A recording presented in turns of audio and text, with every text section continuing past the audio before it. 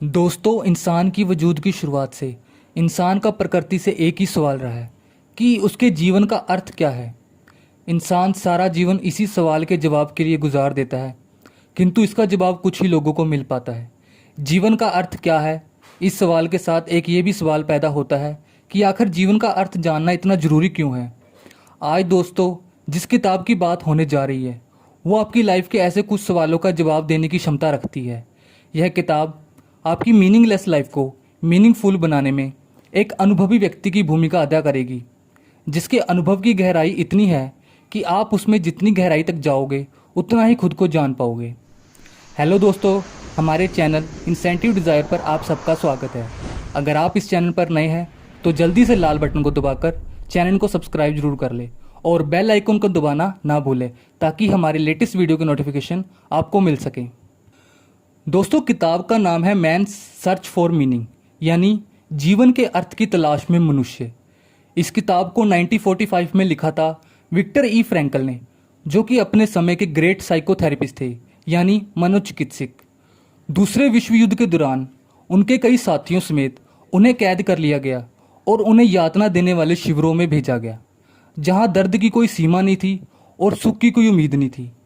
जीवन के इस कठिन अनुभव ने उन्हें इंसान की अपने जीवन के प्रति नज़रिए को और पीड़ाजनक हालातों में अलग अलग चरण में समझने का मौका दिया।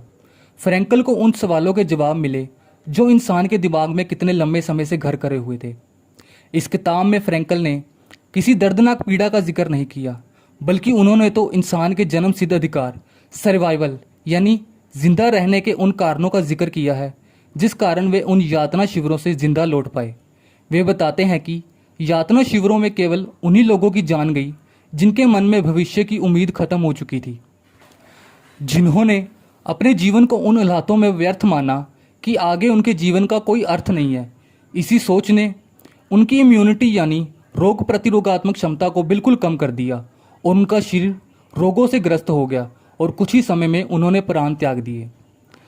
इंसान का सवाल है कि उसके जीवन का अर्थ क्या है। वास्तव में दोस्तों, यह सवाल ही गलत है। यह सवाल पूछने की जगह अपने जीवन का अर्थ ढूंढने की जिम्मेदारी स्वयं इंसान की है। यह अर्थ वह तभी पा सकता है जब वह अपने जीवन की जिम्मेदारी उठाने का जिम्मा उठाता है। हर इंसान की ज़िंदगी का अर्थ अलग अलग होता है। अलग अलग हालातों में जीवन का अर्थ भी अलग अलग हो सकता है। खुशी में आपके जीवन का अर्थ कुछ और तथा दुख में आपके जीवन का अर्थ कुछ और हो सकता है। दोस्तों, जीवन का अर्थ यानी एक ऐसा उद्देश्य जो आपको भविष्य का सपना देखने का मौका दे। यातना शिविरों में कैदियों के पास कोई ऐसा उद्देश्य नहीं था। उनका अपने भविष्य से नाता टूट चुका था और वे अतीत में ही जीने लग गए थे और इसी कारण उनका प्रेजेंट टाइम का वैल्यू खत्म हो गई थी। मनुष्य का प्रथम उद्देश्य ही जीवन का अर्थ ढूंढना है। फ्रांस में कुछ साल पहले आम जनता की राय जानने के लिए एक मतदान करवाया गया। नतीजे से पता चला कि 89% लोगों को लगता था कि मनुष्य को जीने के लिए कुछ न कुछ जरूर चाहिए, ऐसा कोई लक्ष्य या उद्देश्य जिसके लिए वे जिंदा रह सके। जॉन हॉपकिंस यूनिवर्सिटी के समाज विज्ञानियों द्वारा 48 कॉलेजों के 7,798 छात्रों पर एक सर्वेक्षण किया गया। उनसे पूछा गया कि वे अपने जीवन में किस चीज़ को अधिक इम्पोर्टेंट मानते हैं। जवाब में 16% स्टूडेंट्स ने बहुत पैसे कमाना कहा, जबकि 74 स्टूडेंट्स का कहना था कि उनका सबसे बड़ा लक्ष्य अपने जीवन का अर्थ तलाशना है। अब आपको ये तो पता चल गया होगा कि आपके जीवन का अर्थ तलाशने की जिम्मेदारी स्वयं आपकी ही है और इसे जानना कितना ज़रूरी है। लेकिन यहाँ सवाल ये आता है कि जीवन के अर्थ को जाना कैसे जा सकता है और क्या मुसीबत भरे हालातों में भी जीवन के अर्थ को जाना जा सकता है। व्यक्ति अपने जीवन का अर्थ कैसे तलाश कर सकता है, इसके बारे में चार्लेट बुलर ने कहा है कि हमें उन लोगों का अध्ययन करना चाहिए जिन्हें देखकर लगता है कि उन्होंने मानव जीवन से जुड़े सभी प्रश्नों के उत्तर पा लिए हैं। साथ ही उनका भी अध्ययन किया जा सकता है जिन्हें ये उत्तर नहीं मिले। और इस किताब के राइटर फ्रैंकल ऐसी ही एक अनुभवी शख्सियत है जिनके यातना शिविरों के एक्सपीरियंस से हमारे सवालों का जवाब मिल सकता है। फ्रैंकल जीवन का अर्थ तलाशने के लिए 3 महत्वपूर्ण तरीके बताते हैं। अर्थ तलाशने का पहला तरीका यह है कि इंसान किसी काम को अपने जीवन का उद्देश्य बना ले, चाहे तो वह काम को कंटिन्यू कर सकता है या फिर किसी नए काम की रचना का उद्देश्य बना सकता है। जब आपके पास एक काम होगा तो वो काम आपके जीवन को एक अर्थ देगा। उस काम को पूरा करने के लिए आपको अपने भविष्य पर भरोसा होने लगेगा। आप कल की उम्मीद करने लगेंगे। आपका फ्यूचर आपके प्रेजेंट का साथी बनने लगेगा। आपका काम आपके वर्तमान को एक अर्थ देगा कि आपको वर्तमान जीकर आने वाले कल में कदम रखना है।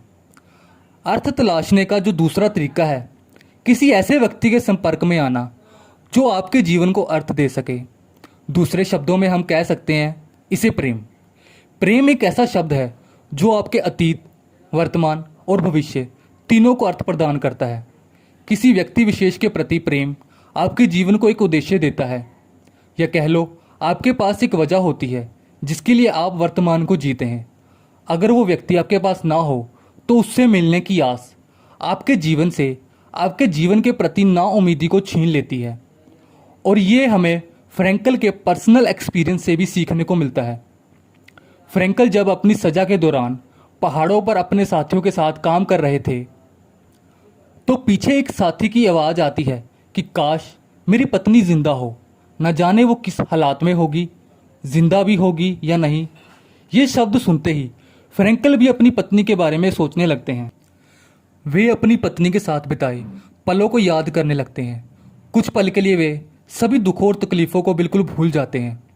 वे उम्मीद करने लगते हैं कि वे जल्दी ही यहाँ से आज़ाद होकर अपनी पत्नी से मिलेंगे।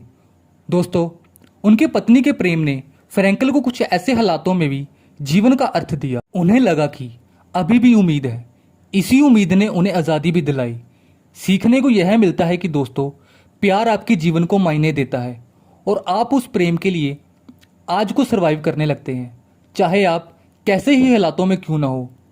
फ्रैंकल की इस घटना ने हमें इस सवाल का भी जवाब दिया है कि कठिन से कठिन हालातों में भी जीवन को अर्थ दिया जा सकता है। दोस्तों, तीसरा तरीका ये है कि हम अपनी पीड़ा को अर्थ देकर अपने जीवन को अर्थ दे सकते हैं।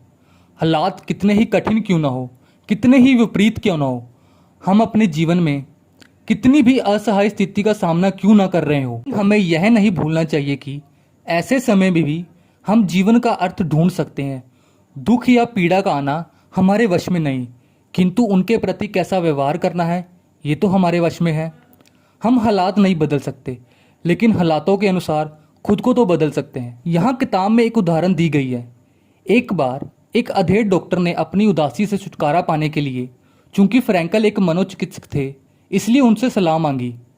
2 साल पहले डॉक्टर की पत्नी के निधन के बाद वो उसकी यादों को भुला नहीं पा रहा था। इस पर फ्रैंकल ने डॉक्टर को दिलासा देने की बजाय उनसे सीधा एक सवाल पूछा।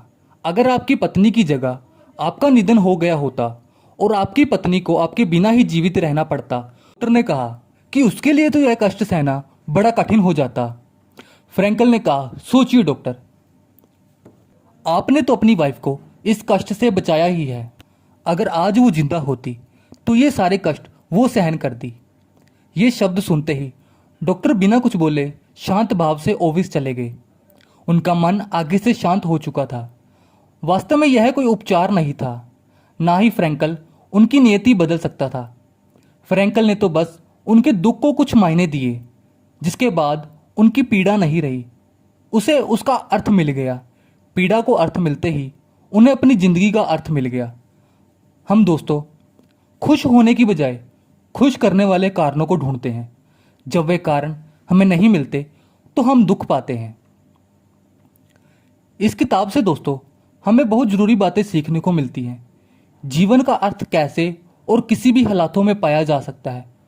उम्मीद है वीडियो से आपकी ज़िंदगी से जुड़े कुछ सवालों का जवाब आपको मिल गए होंगे।